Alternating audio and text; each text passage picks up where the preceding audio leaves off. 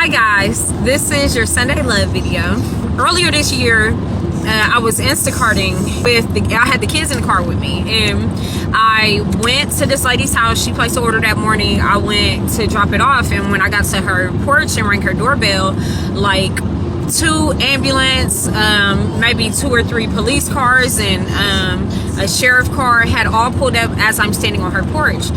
I obviously was like shocked and stuck for a second, and then they came up and they're asking me these questions, and I was like, I don't know what's going on. I'm just an Instacart girl. I just came to deliver groceries.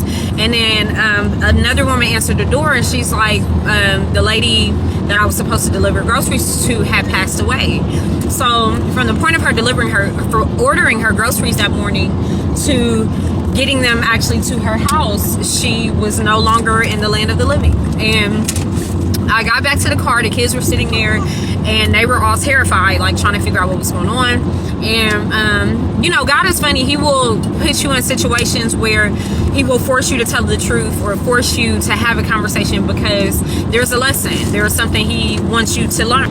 I get in the car and I explain to the kids, like, she passed away. She ordered her groceries this morning. She thought she would still be alive by the time they came to her house, and she passed away before I could bring her groceries. God pushed me to have that conversation with them on a note of understanding, like, we don't make our hearts beat, like, we don't make the blood continue to flow through our veins, and life and breath is something we cannot take for granted. And when we thought about it, and I was just like, you know, we're sitting in the car right now and all of our hearts are beating, like, involuntarily, without us doing anything. And I was like, if you imagine how many beats per hour your heart keeps going, and multiply that times 5 people in the car, and things that we take for granted, but this is grace, you know, that we don't do any of this on our own. So this was a conversation that scenario led me to having with the kids, in terms of, like, really, you know, a lot of times, like, people pray for big things and pray for, oh, I need a new job, or God, I need this, or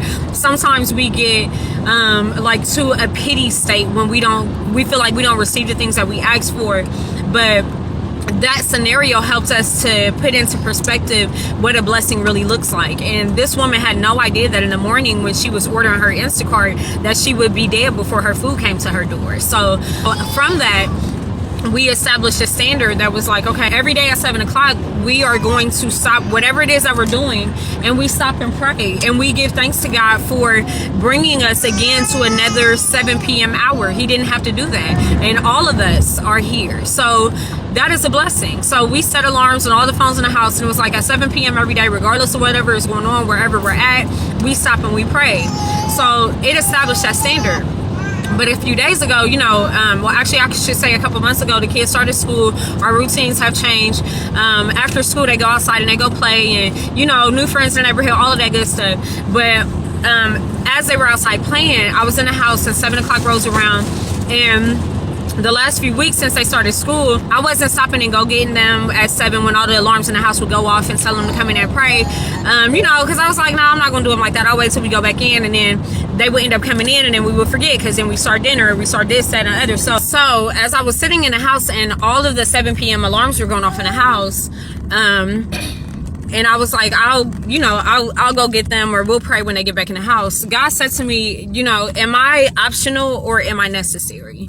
And this is the difference between living a life that where you need God, and God shows up in miraculous ways because you make it clear that you need him. So we established this standard because we wanted to always honor God and never forget to be grateful for the blessings that he has given. You know, we get to these places where our schedule changes, our blessings come, we're comfortable, everything's cool, and we don't pray like we used to. You know what I'm saying? And God reminded me of that. So instead of telling myself that, okay, we are going to pray when the kids come back in from outside, God was like, no, you established this 7 p.m. standard because you are grateful that I kept all of y'all alive till 7 p.m. again another day. So it is not that you do it when you have time, but it is that you make time and you make sure it gets done. So the same way that,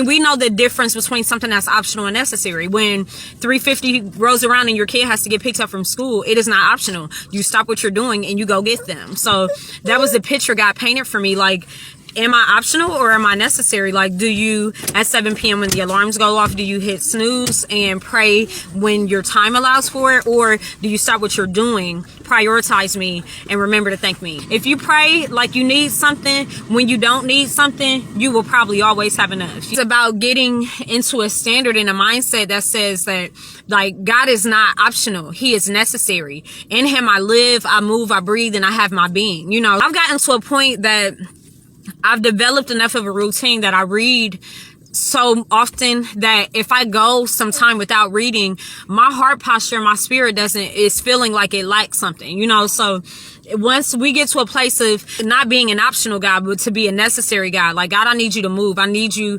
to help me with these decisions that I face. I need you to help me raise these kids. I need you to help me pay these bills. You know, once we get to that place where we stop operating out of our own will and our own plans, first off, the abundance of God's blessings live in that space. But also, you know, it just gets us out of the place of being fake. Like, if we're honest, that's fake. Like, to pray consistently and have constant conversation with the person when you are in a great place of need, but change your mind when you no longer have a need, you know, it ain't really cool, you know. So that is Sunday Love.